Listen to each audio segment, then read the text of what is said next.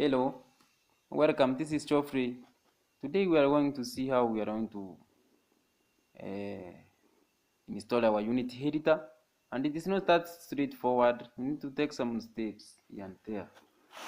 Now we have downloaded here, as you can see from in our downloads. I have the Unity app here, which I downloaded from Unity's official website here, as you can see.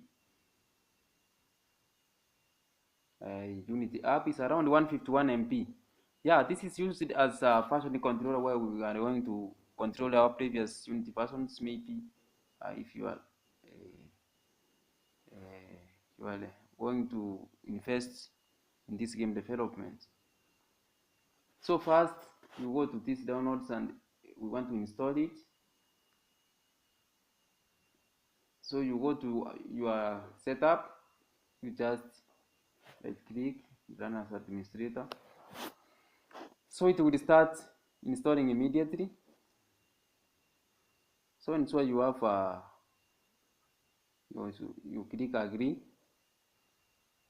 then just leave it as default, then you click install.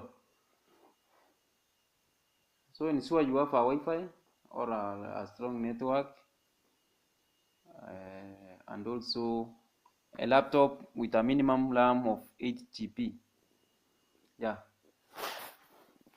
as you can see here, the setup is on, the installation is on, so you would have to be a bit patient. Yeah, you would have to be a bit patient.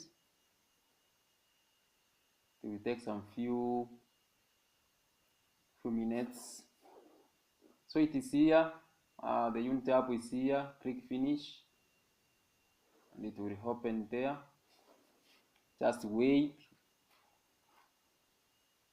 it will take us some couple of seconds.